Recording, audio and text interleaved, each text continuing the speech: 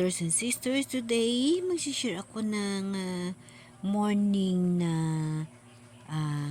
nangyayari sa buhay ko. Itong pinapanood ko na naging reflection sa sarili ko at nagpapasalamat ako sa mahal na Diyos na gumaling ako sa aking sakit. At alam niyo ba mga kapatid na ang pagaling ko sa aking sakit ay isa sa mirakulo nga natanggap ko rin mula sa mahal na Diyos. Ito ay bilang isang nanampalataya sa Diyos at nagtitiwala sa mahal nga Diyos. Alam ko na ang nangyayari sa buhay ko ay isang mirakulo. Isang miracle na ang tao lamang na may panampalataya at nagtitiwala sa Diyos ng buong buo ang makaramdam rin nito.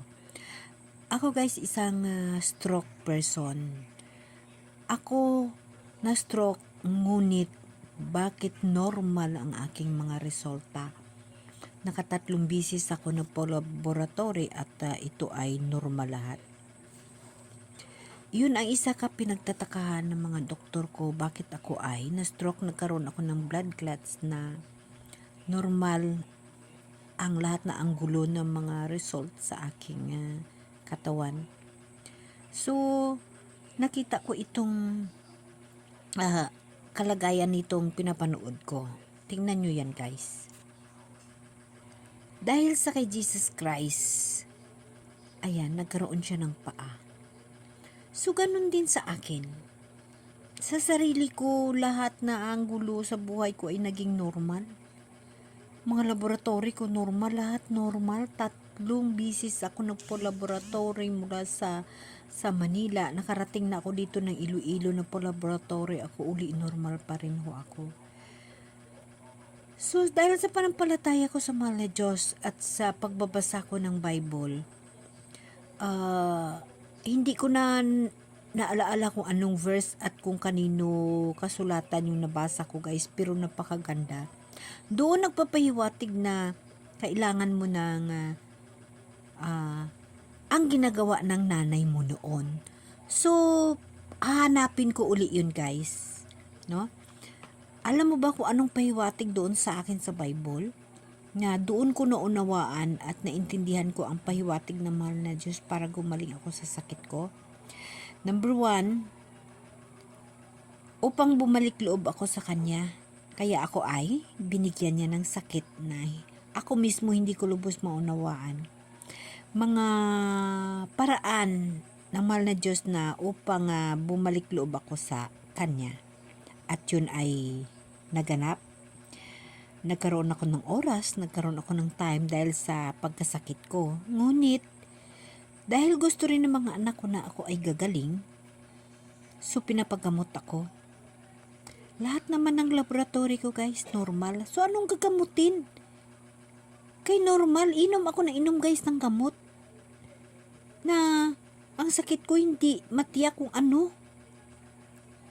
So ang nangyari guys, ipinagkatiwala ko sa mahal na Diyos ang lahat. Sabi ko kay Lord, habang ako'y nag-i-enjoy sa pag-share at pagbabasa ng Bible, ako ay nakabasa na ang traditional ba na ginagawa ng nanay ko noon. Yun ang nakalagay sa Bible. Hindi ko lang maalaala kung ano, pero doon nagpasok sa isip ko ang nakalagay na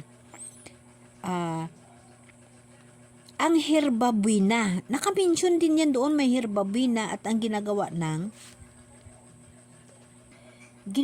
nanay mo. So, pag ako'y magkasakit, ginagawa ng nanay ko nung buhay pa ay ako'y hinihilot niya sa herbabuena. So, ang nangyari guys, wala namang herbabuena ako makikita. Kaya, pirong ginawa ko guys, nagpahilot ho ako.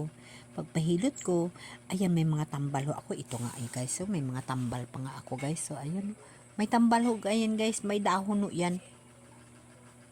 Yan guys, so may dahon pa ho yan. Kikita nyo yan. May mga dahon pa ho yan. May mga dahon na balot ho yan ng dahon ng Jimelina, ang sabi ng manghihilot. Alam mo ba guys na napakaganda ng nangyayari sa akin ngayong umaga sa pagising ko. Napakagaan at napakaswabe ng pakiramdam ko na yung pamimigat at numbness ng katawan ko ay napakalaking nabawas. So doon lang yun guys, nagmula sa pagbabasa ko sa Bible na magpahilot ako, no? At kung anong ginagawa ng nanay ko. So naalala ko ho, inihilot ako ng nanay ko, ginabanyusan ng herbabuena. So yun ho ang nangyari. Nagpahilot lang ho ako, and then ang nilagay naman sa akin hindi herbabuena, kung mga bago naman ngayon yung mga ano no, mga pamaraan sa paghilot. Pero malaking bagay ho ito guys, nga sabi ko kay Lord, talagang napakabuti na mahal na Diyos. Kagaya dito sa pinapanood ko na ito, 'di ba?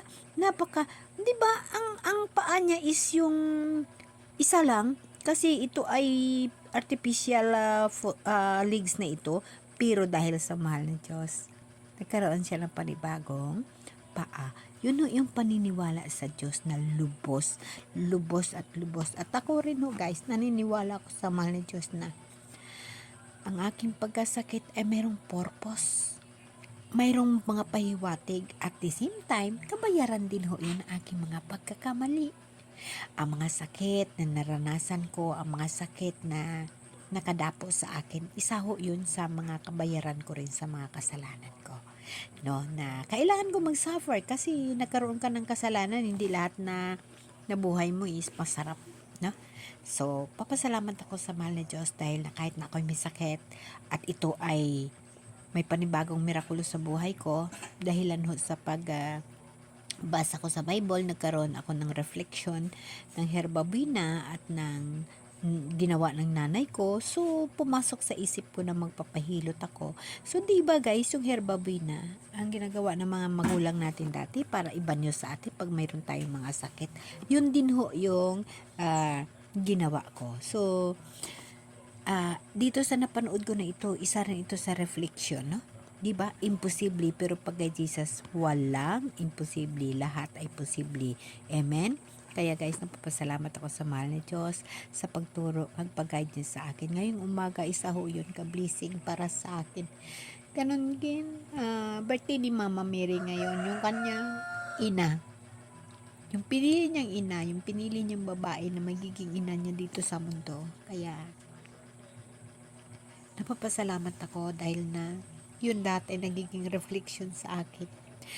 Ang nanay ko, nasa heaven na, kay God na. Pero, sa pamagitan ng Bible, nandyan pa rin yung kanyang pagmamahal sa akin. Dahil doon ko nabasa yung herbabuena at saka yung ginagawa ng nanay ko. So yun lahat ng mga mirakulo sa buhay ko ay itinala ang buhay ko, iniisip ko na ang mahal na Diyos talagang napakabuti. Wala akong imposible sa Kanya.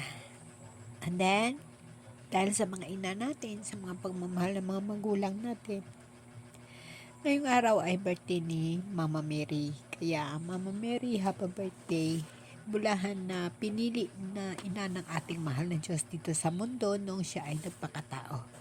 So, ang reflection na ito, sa araw na ito may sakit na ito nasa video na pinapanood ko ay napaka-imposible, pero naging posible kay Jesus. Ganon din ho ang nangyari sa buhay ko. 2022 until now, ngayon lang ho ako nakarelate na napakaganda ng pakiramdam ko. So, maraming salamat sa tulong ng mahal na Diyos sa akin at sa pagmamahal ni Jesus. No? So, ngayong araw is birthday ni Mama Jesus, September 8. No? So, happy birthday Mama Mary.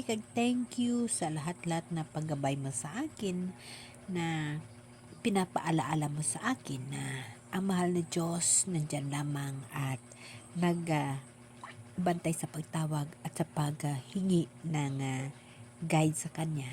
Kaya maraming salamat. Happy birthday Mama Mary. Thank you Lord. I love you Jesus. Amen.